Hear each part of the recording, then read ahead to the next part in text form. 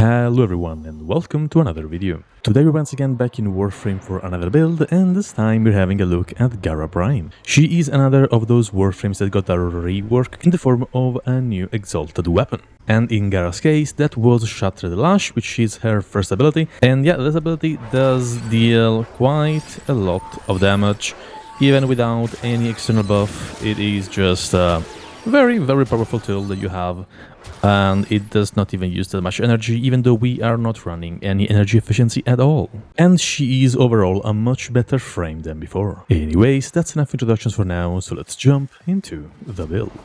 Starting from Gara's abilities. Gara's passive grants her 15% chance to blind all enemies within 12 meters for 10 seconds when casting abilities. Blinded enemies are open to finishers, and if this passive does not trigger the first time, you gain additional 20% more chance to trigger it, and this chance keeps stacking until you actually trigger the passive. Moving to her first ability, this one is called Shattered Lash. This is Gara's exalted weapon, and you can mod it separately. It has a range of 28.2 meters with this build, which makes it probably the longest blade we have in the game, and it deals either puncture or slash damage if you either tap or hold the ability. By tapping the ability, you will throw out a projectile that deals puncture damage, and by holding the ability, you will deal damage to all enemies in front of you in the form of slash. And this version of the ability will also slightly stagger enemies. Moving to the second ability, we have Splinter Storm. This ability can be pretty much applied to all things in the game, which is kind of fun, and depending on what you cast the ability, it will deal different things. By casting the ability on friendly targets, you grant them 90% damage reduction and also an AoE that deals damage to all enemies in a certain radius.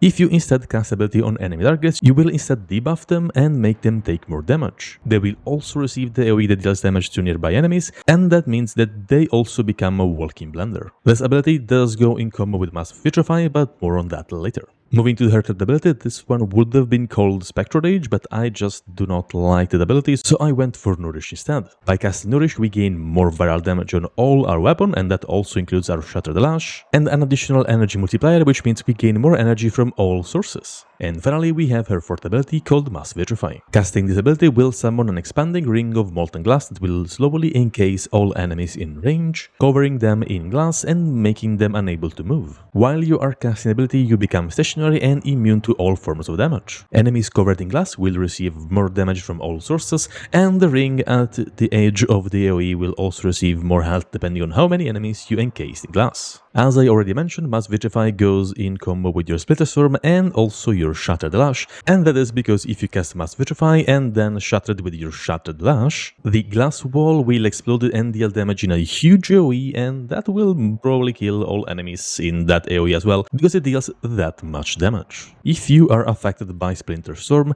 you will also gain a portion of the damage dealt in the form of more damage for your Splinter Storm shards, so it's pretty much free damage for one of your abilities. Casting Mass Vitrify will also refresh the duration of your Splinter Storm, and this means you can stack that bonus damage to pretty much whatever amount you like. I have reached millions and millions of damage, and although that damage is mitigated by enemy armor and resistances and everything else, it still is extra free damage, and we do love that. So those were the abilities. Let's now move on to Archon Shards. These are the ones I recommend using. 1 Tauforge Ember Archon Shard with casting speed, at least 2 Crimson Archon Shards with ability strength. You can also add a third one, but this one can be something else if you prefer it. And finally 1 Violet Archon Shard for more melee crit damage, and if our energy is over 500 we double the damage boost. In this case we gain 74% more melee crit damage, and that is a huge amount. And these are the mods I'm using for this build.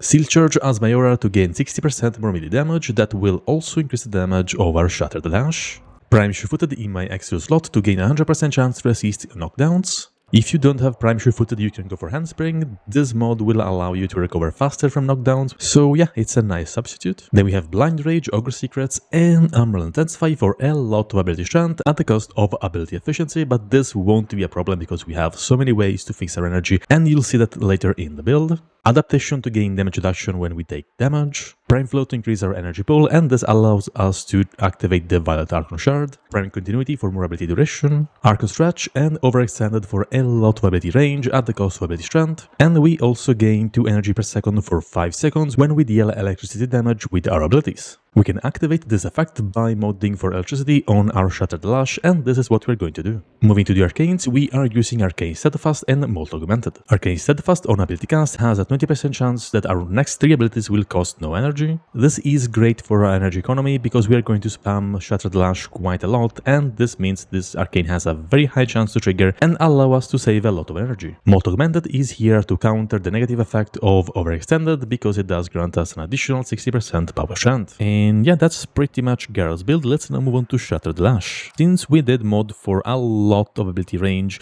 we do not need to add any more range on the weapon itself, and that means we can add all the damage mods we want on this exalted weapon. The stance itself does not really matter, it's just a quick recap of the ability, it does not do anything other than granting us 10 more capacity on the weapon itself. Then we have Prime Pressure Point and Spoil Strike for a lot of melee damage, then we are running Blood Rush for more crit chance stacking up with combo multiplier, Galvanized Steel for even more crit chance, and on melee kill more crit damage stacking up to 4 times, Organ Shatter for even more crit damage, Darkness Mandible for more slash damage and status chance, Voltaic Strike for more electricity, and this allows us to trigger Archon Stretch, and then Weeping Wounds to increase our status chance by 40% per combo multiplier.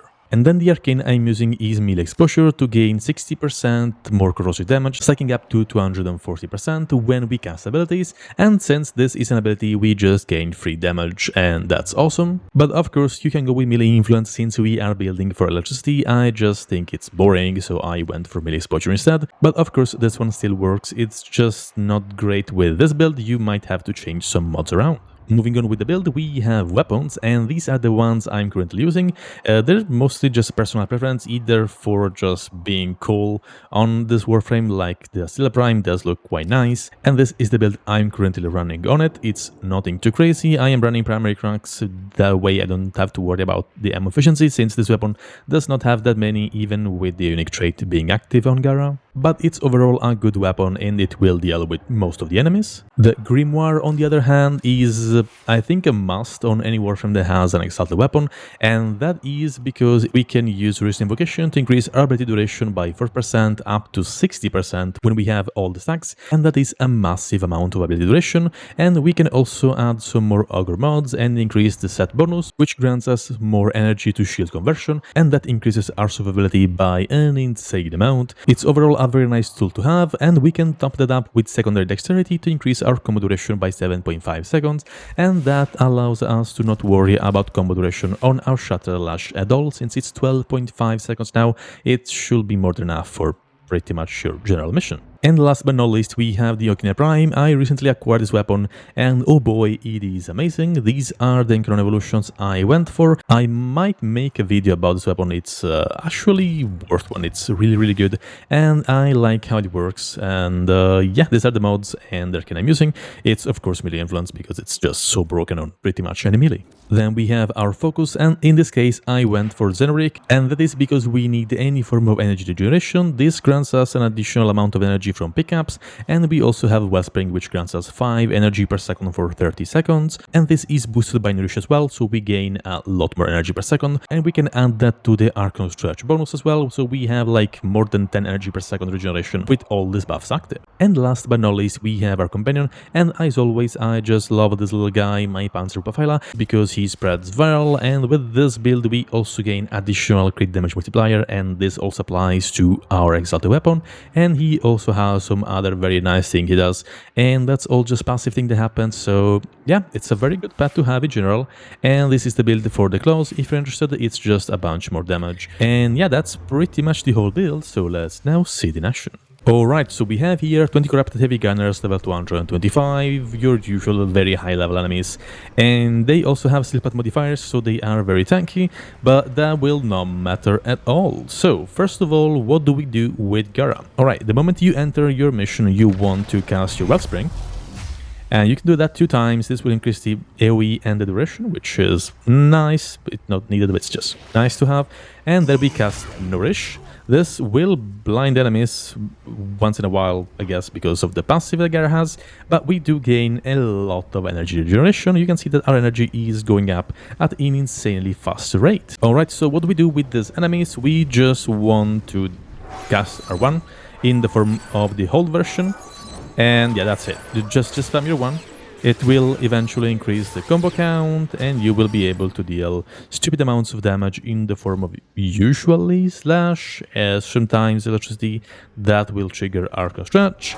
And yeah, you can see I just triggered it. That is 2 more energy per second for 5 seconds.